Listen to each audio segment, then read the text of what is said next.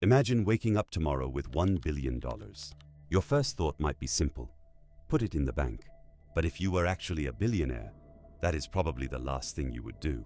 Because once your wealth reaches a certain level, money stops being something you simply keep in an account. It becomes a system built from companies, investments, real estate, private funds, trusts, and financial structures designed to protect wealth and keep it growing.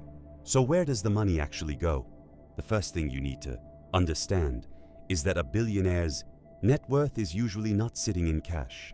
When you hear that someone is worth $20 billion, it doesn't mean they have $20 billion available to spend. A huge part of that fortune may come from ownership. Imagine you own 15% of a company worth $100 billion. Your stake could be worth $15 billion. But that doesn't mean $15 billion is sitting in your checking account.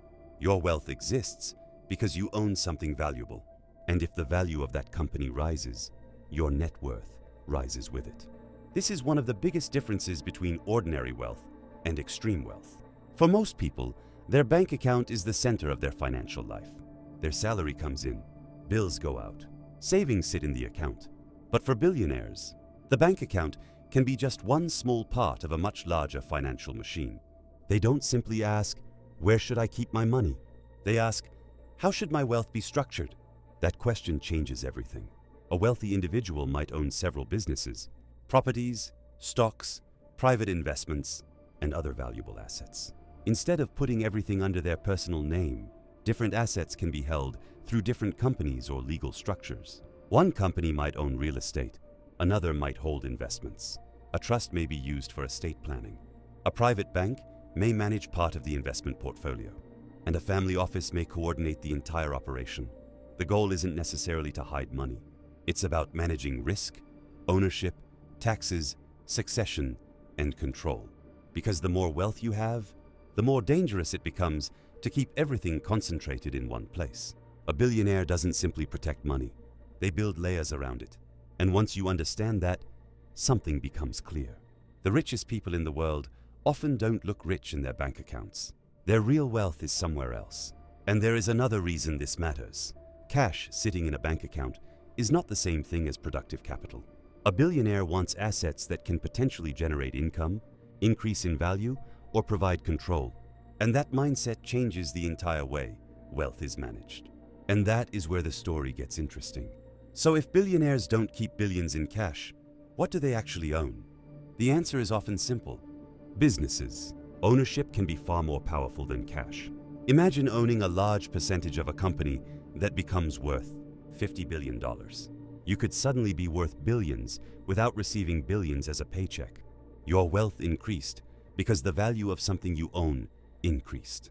This is why a billionaire's net worth can rise by billions in a single year without billions of dollars entering their bank account. Their assets became more valuable. But there is another interesting part of the system. What if a billionaire needs cash without selling those assets? This is where private banking and asset-backed borrowing can become important. Someone with billions in valuable investments may be able to use some of those assets as collateral for a loan. Instead of immediately selling an investment, they can potentially borrow against its value. Why would that matter? Because selling a major asset can mean giving up ownership and potentially creating tax consequences. Borrowing can provide liquidity while allowing the underlying asset to remain invested. Of course, this is not free money. Loans have interest. Assets can fall in value. Collateral requirements can change. And if markets move badly, a strategy that looked safe can become dangerous. This is why wealthy individuals rarely manage everything alone.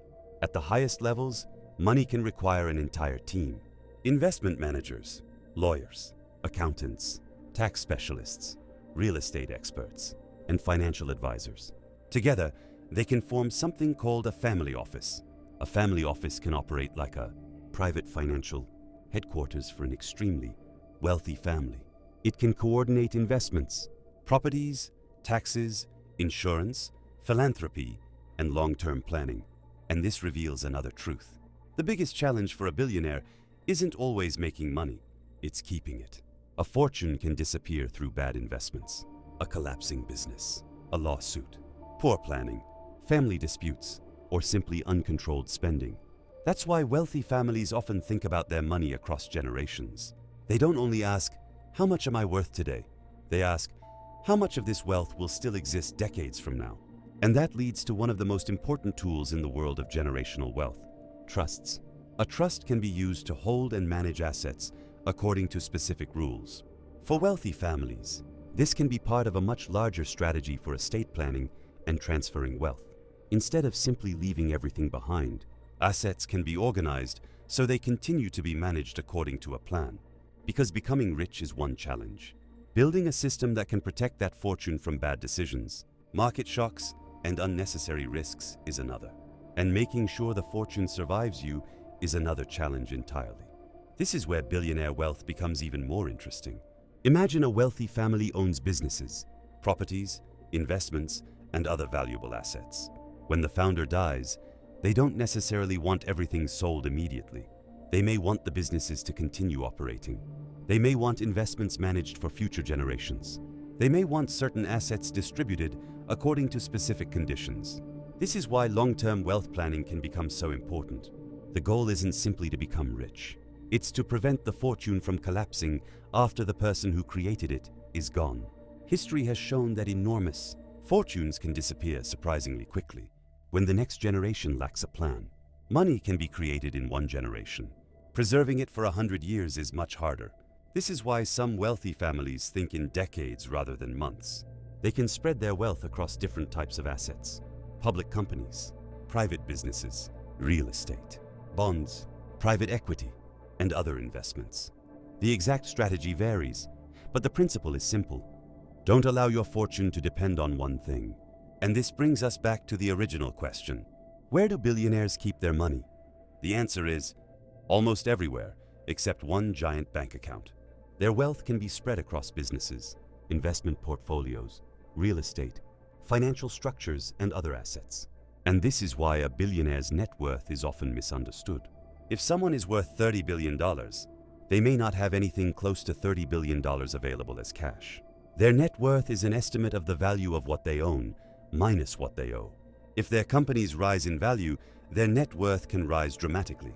If markets crash, billions can disappear from that number, without billions being physically transferred anywhere. The real secret isn't a hidden vault. It isn't one mysterious bank account. And it isn't some magical trick that allows billionaires to create money from nothing. The real difference is how they think about money. Most people think of money as something to earn, save, and spend.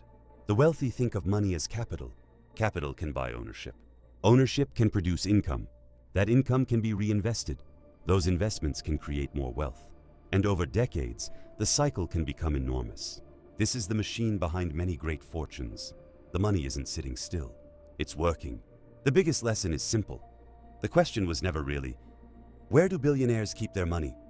The better question is, what did they build that keeps their money working? Because at the highest levels of wealth, the bank account isn't the center of the story. The system is. They aren't simply trying to become rich. They're trying to make sure their wealth survives.